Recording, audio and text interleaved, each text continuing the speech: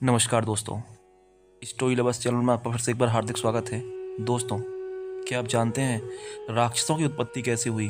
तो दोस्तों, आइए जानते हैं हम आज इस कहानी के माध्यम से। दोस्तों, राक्षसों की उत्पत्ति के बारे में कई घटनाओं का वर्णन है। प्रभु श्री राम ने अगस्त मुनि से राक्षसों की उत्पत्ति के बारे में पूछा। ब्रह्मा जी प्रकट हुए थे तब उन्होंने सबसे पहले जल की रचना की थी। राक्षसों का नाम आते ही दिमाग में एक नकारात्मक विचारों वाले व्यक्ति की छवि उभरती है। राक्षस बलशाली थे और स्वर्ग पर देवता की सत्ता को चुनौती देते थे। देवताओं से उनका 36 का आंकड़ा था।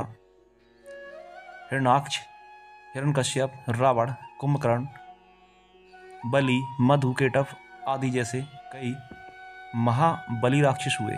सभी अपने अहंकार और बल के दुरुपयोग के कारण मारे गए। ब्रह्मा जी ने सृष्टि की रचना की तो उसमें राक्षसों को क्यों बनाया? राक्षसों की उत्पत्ति कैसे हुई? राक्षसों की उत्पत्ति के बारे में कई घटनाओं का वर्णन है, लेकिन आज आपको रावण संहिता की मदद से बताते हैं कि राक्षसों की उत्पत्ति की वजह क्या थी।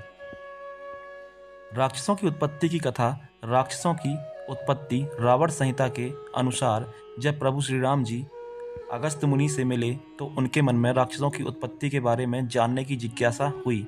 उन्होंने अगस्त मुनि से कहा कि वे यह जानते थे कि महामुनि पुलत्स जी के कुल से राक्षसों की उत्पत्ति हुई थी, लेकिन आपने राक्षसों की उत्पत्ति अन्य कुल से होने को बताया। क्या वे सभी राक्षस रावण, कुंभकर्ण आदि से भी बलशाली थे? प्रभु श्री राम ने अगस्त से राक्षसों की उत्पत्ति के बारे में बताने को कहा। श्री राम ने जब नक्षत्र में रावण पर प्राप्त की थी विजय, धन विद्या से जुड़ा व्रत क्यों राहु प्रभावित लोग होते हैं बेहद खास। 12 अवतार की कथा में छिपा है रहस्य। मूलांक 2 को मिलेगा पैसा, मूलांक 5 का चमकेगा भाग्य, अंक 4 वाले नाले बड़े फैसले। निर्जला एकादशी कब है? जाने तारीख, मुहूर्त, पारण समय और महत्व। इस पर अगस्त मुनि ने प्रभु श्री राम को बताया कि जब ब्रह्मा जी कमल से होकर प्रकट हुए तब उन्होंने सबसे पहले जल की रचना की थी। फिर उस पर जल की रक्षा के लिए उन्होंने कई प्रकार के जल वाले जीवों की उत्पत्ति की।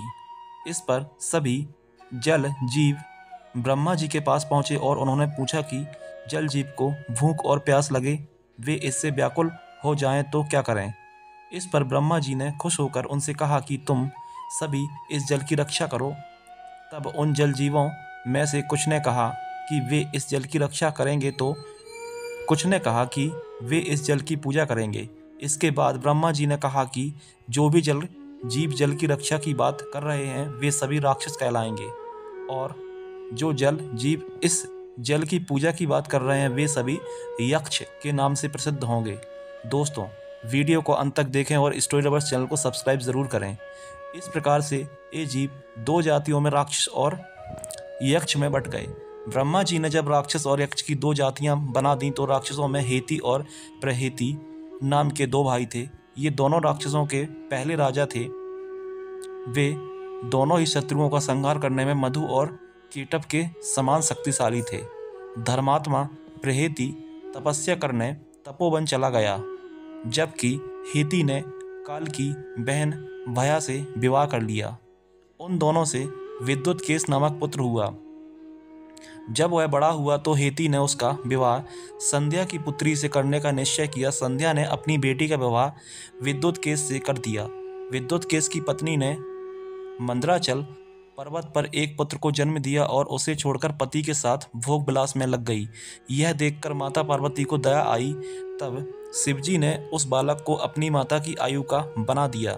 उसका नाम सुकेश पड़ा। वह शिव कृपा से विमान से आकाश में भ्रमण करता था।